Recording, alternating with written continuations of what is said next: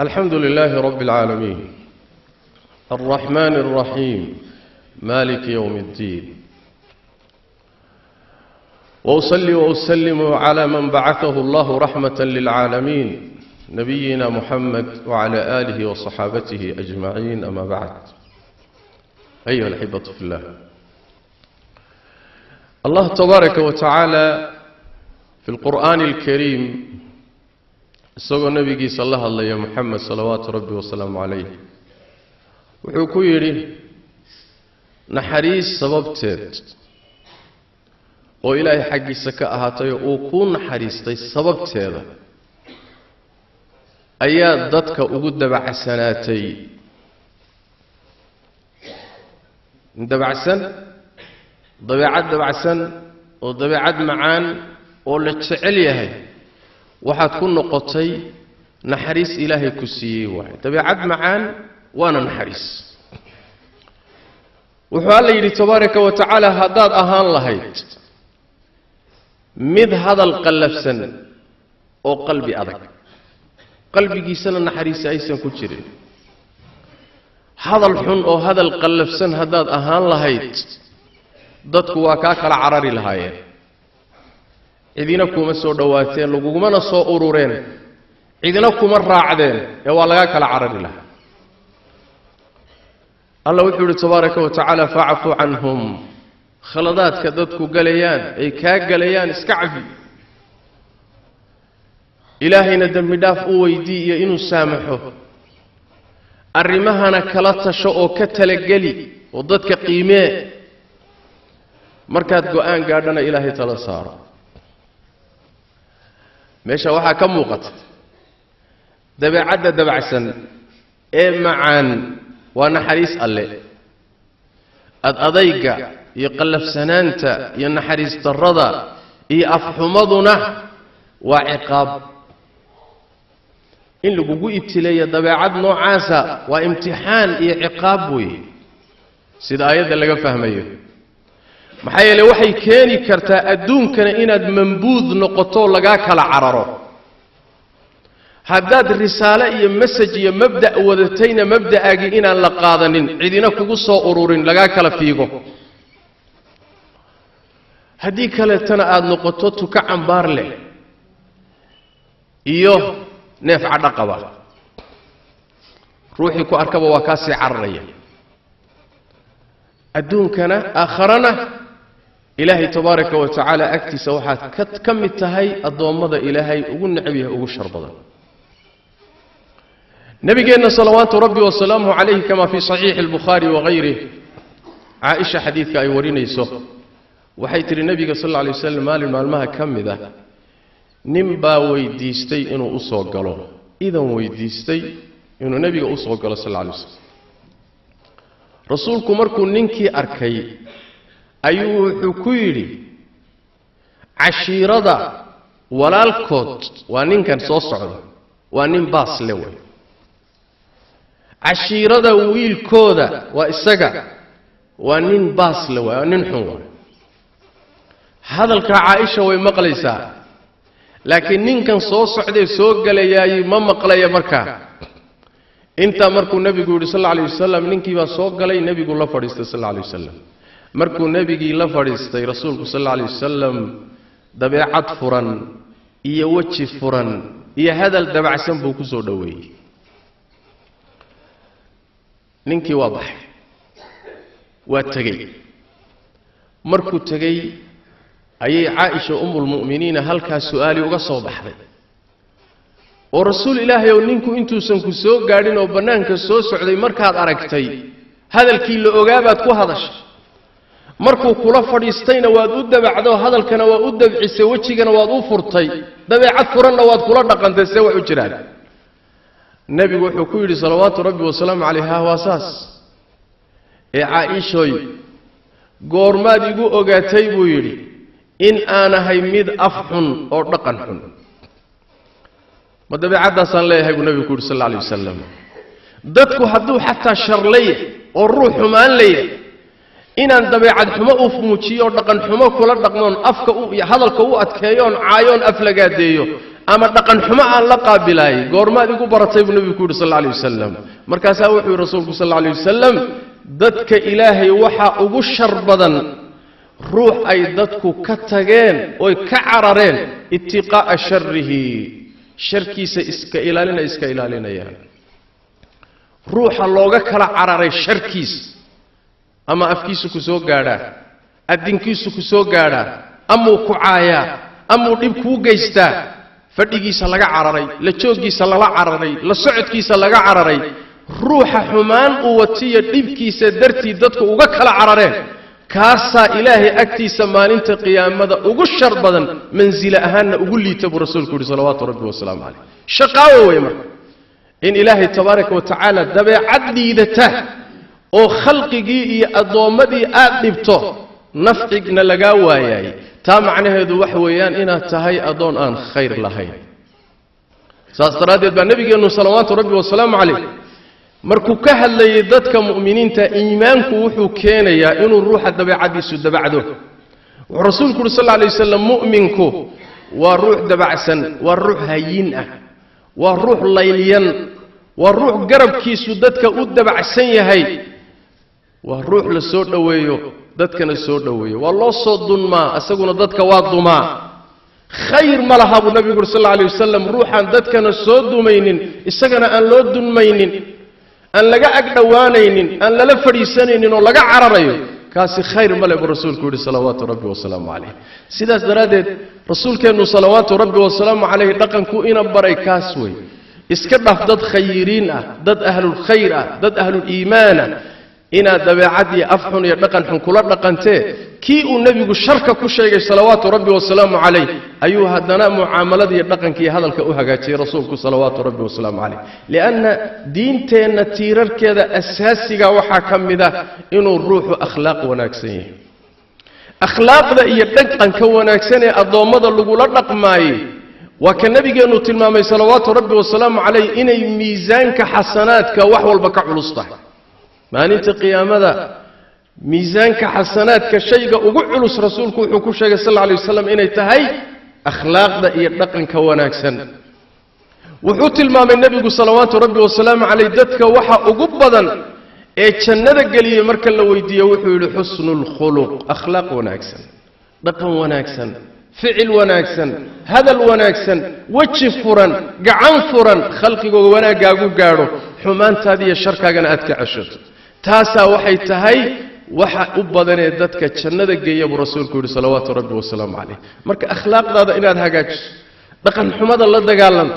هديد دبعاد حن لقوقو ابتلي آذن السؤلي بنا او استسلام آذن مودين سيدا ضد بدن اسمو ديان روحا اسقبتان بإنات كأتكاتاي رقاني مماها روحا اسقبتان مرنتان بإنات كريساي رقاني مماها ضدني منا معها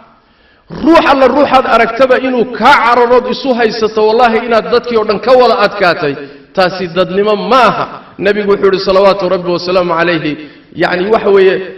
سرعة نينك ضدك وذا لقداي روحي إسهلام باللقدو كسر مراي كاسي ماها الرجل نمدي أذيك وناكسني ماها أذيك وناكسني وحوي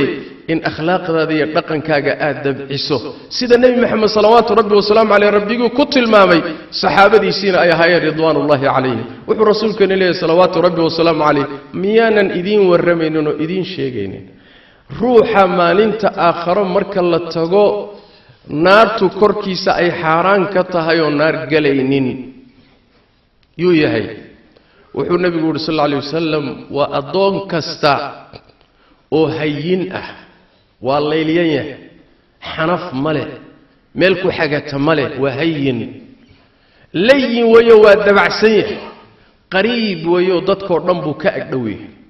دتكور دنبا تشعل والله سور دوادا والله لفريستا والله سهلوبا وقريب من الناس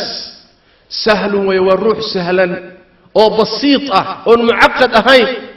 ninka way ruuxa maalinta qiyaamada naartu korkiisa xaraan ay ka tahay oo naar aan galeynin buu nabigu yiri salawaatu rabbi wa salaamu alayhi kii dabeecadu ka halowday oo shariirka ahaana waa ka aan soo tilmaano ilaahay agtiisa manzilada ugu xun khalqigana ugu shar badani waa ruuxaas waa ruuxa ay afxumada iyo dhaqan xumada adoomada ilaahay la qaabilaya rasuulkeenna salawaatu rabbi wa salaamu calayhi wuxuu yidhi ma idiin sheegaa ma idiin kala caddeeya kiina sharka badan iyo kiina khayrka badan ma idiin kala qeexaa mid walba dabeecad wuxuu leeyahay dhaqan lagu garto noo kala qeex way rasuulullaahi maxaan ku kala garanaynaa ilaan dadkii waa ka nin walba waa la bisan yahay nin walba waa iska quruxsan yahay masaajidii waa la wada gelayaa ganacsigii iyo hawlihii iyo adduunyadii waa la wada eryanayaa noo kala saar ka sharka badan iyo ka khayrka badan nebigu wuxuu yidhi salawaatu rabbi wasalaamu caleyh ka idinku khayr badani waa midka wanaaggiisana la rajeeyo sharkiisana aamin laga yahay wixii wanaagee agtiisa yaalla waa la rajeeyaa cilmigiisa uu haysto dadka hunguri baa ka gala xoolihiisa waa la hunguriyeeyaa xooggiisa waa la hunguriyeeyaa wuxuu haysto wanaaga dadku waa damcaan leanna inay ka helayaan bay rumaysan yihiin wixii sharkiisa iyo xumaantiisa iyo afxumadiisa iyo dhaqan xumadiisana aamin baa laga yahay oo dadku waxay leeyihiinoo ku qanacsan yihiin wax dhibay naga soo gaadhi maayo war inaynu wanaag kala kulanno mooyaane kollay dhib inooga imaan maayo sidaasay leeyihiin kaasi waa dadka ka ugu khayr badan waa dadka ka ugu shar badani nebigu wuxuu yidhi sal alla alay wasalam waa ruuxa aan khayrna laga rajaynin sharkiisana aan aamin laga ahayn wax wanaaga lagama helo lagamana doonto lagamana hunguriyeeyo sharkiisa iyo dhibkiisana dadku kama nabad helaan oo afkiisa iyo adinkiisa lagama nabad galo kaasaa addoommada ugu shar badan buu nebigu yidhi salawaatu rabbi wasalaamu calayh sidaas daraaddeed waxaa loo baahan yahay inaynu dhaqan wanaagga ka qaadanno diinteena khalqigana dhaqankaagu uu noqdo dhaqan ku salaysan naxariis iyo dabacsanaan iyo cafis iyo hadal wanaagsan iyo dhaqan wanaagsan khalqiga la qaabil ilaa diinteennu ay tidhaahdo wejiga ood furto iyo ilkaha ood ka muusootaay waa sadaqa markaad dadka la kulantay inaad weji furan kula kulanto oo markaad muxuu ahaye aad la kulantaay aad u dhoolla caddaysaay laf ahaanteedaa sadaqa ah laakiin haddaad weji macbuus noqoto dhaqankiisa iyo dabeecaddiisa laga kala cararaay shiriir baa tahay markaas khalqigaasi aad ku dhex nooshahay iyo addoommadaa aad dhex joogto waxa ay kaa haystaan baad ilaahay agtiisana ka tahay soomaalidu waxay yidhaahdaan saad isu haysata ma ahee waa sida lagu haysto ma aha saad adigu naftaada ka rumaysan tahay leanna ruux walba naftiisu waa la qumanta waa isla quruxsan yahay waa isla quman yahay waa isla wan yahay nadiif buu isla yahay marka saad isu haysata mehe waa sida dadku ku haystaan addoommada ilaahay ee mu'miniinteed ku dhex nooshahay waxay kaa rumaysan yihin baad ilahay agtiisana ka tahay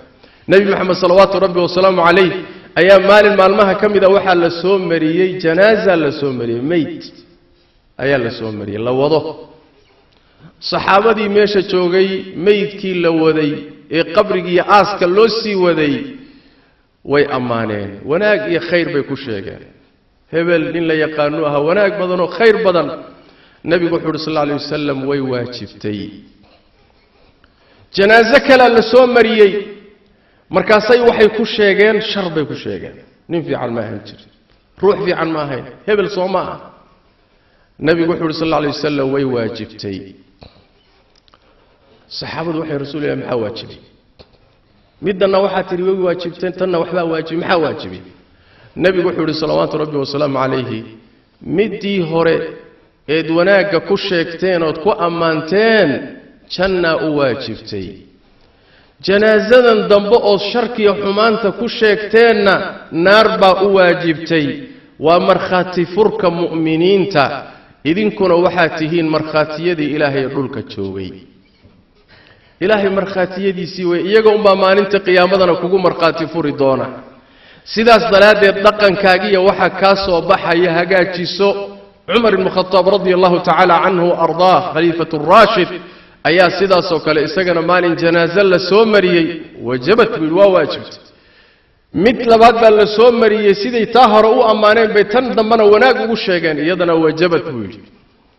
tus saddexaad baa la soo mariyey markaasaa xumaan lagu sheegay way waajibtay buu yidhi cumar way weydiiyeen waxay yidhaahdeen oo maxaa ka wada way waajibtay maxaa ka wada markaasuu wuxuu yidhi nebi maxamed baan maqlay salawaatu rabbi wasalaamu caleyh isagoo leh ruuxii muslim ah oo afar ruux oo dadka iimaanka leh mu'miniinta ay uga markhaati kacaan oo u qiraan khayr janna u waajibtay waxay yidhaahdeen labana afar soo ma dhihin saddexna labana marka khalqiga ilaahayaad ku dhex nooshahay wixii ay kaa arkaan iyo dhaqanka aad kula dhaqanto iyo qaabka kaa muuqda afkaaga iyo addinkaaga kaas weeye waxa miisaanka fuulaya akhlaaqda hagaajiya afkana suubiya hadalkana dabciya dhaqankana hagaajiya addoommadana wanaaggaagu ha gaadho xumaantaada iyo sharkaagana ka cesho haddaad doonaysa ilaahay agtiisa tabaaraka wa tacaala wanaag iyo khayr inaad kala kulanto saluu wasallimuu calaa khaatami alanbiyaa'i waalmursaliin allahuma salli wasallim wabaarik calaa cabdika warasuulika muxamed wacala aalihi wasaxbihi ajmaciin warda allahuma can alsaxaabati waltaabiciin وتابعيهم ومن تبعهم بإحسان إلى يوم الدين اللهم إنا نسألك الهدى والتقى والعفاف والغنى ربنا ظلمنا أنفسنا وإن لم تغفر لنا وترحمنا لنكونن من الخاسرين اللهم يا حي يا قيوم برحمتك نستغيث ردنا إليك ردا جميلا ووفقنا لما تحب وترضى اللهم اغفر للمسلمين والمسلمات والمؤمنين والمؤمنات الأحياء منهم والأموات برحمتك يا أرحم الراحمين اللهم إنا نسألك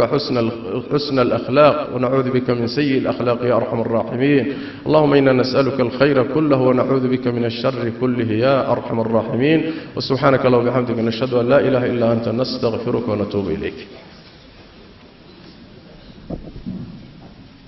الله